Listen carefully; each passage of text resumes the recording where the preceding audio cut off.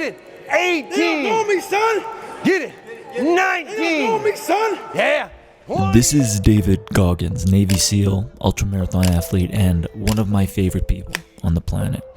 I've read his book 3 times, listened to every podcast and interview he's done, and genuinely saw his mindset as the building blocks to a successful life. And I still believe this, mostly. But I've grown, and along with trying to forge a similar mindset as his, I've implemented one other thing that has completely changed the way and the amount by which I grow. This is about that.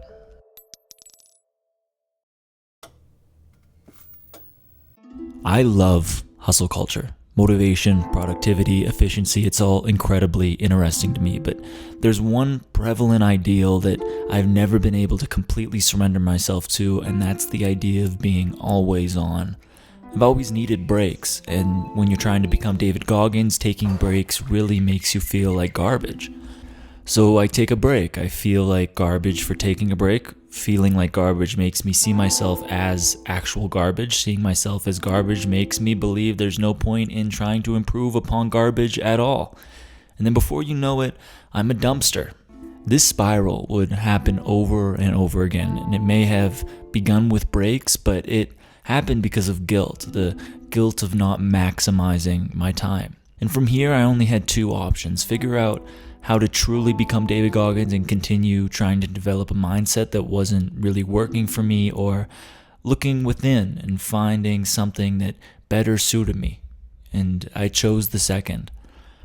I first needed to understand why breaks made me feel so awful. And in retrospect, it's pretty simple why they did. It seems when I looked around at my peers, everyone seemed way ahead of me. And for me to indulge in breaks was to choose failure. That's a heavy choice to have at your back on a Saturday night when you're just trying to have beers with the boys. But it was the feeling of being unproductive and, in my eyes, choosing failure that led to massive amounts of guilt and sometimes envy for those around me.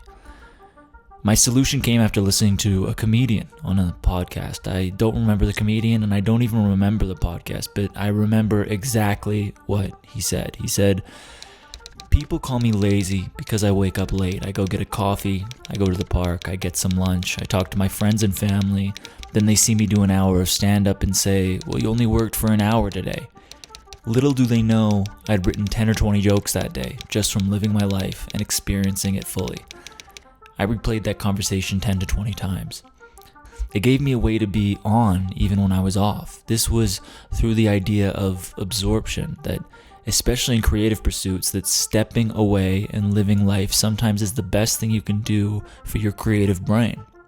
What the comedian did was allow his everyday life and everyday interactions become the reservoir with which he took creative inspiration. In easier terms, he changed how he viewed and interacted with the things he already wanted to do and made them productive. So all the habits that I would associate as off, I simply modified and changed them into an activity that could be associated with on. I spend a lot of time watching YouTube videos.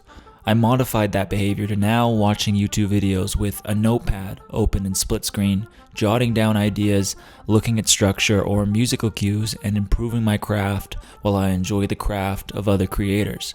I also like Netflix, but if I'm watching Netflix, I'm also stretching. And if I feel restless or overwhelmed, I don't cocoon and distract myself with apps. Instead, I go on a walk. I didn't know it then, but I'd stumble onto the practice of productive downtime. That's maintaining some level of productivity even when you're off. So now it's totally okay for me to be off, because even when I'm resting, I'm still being productive in my own time.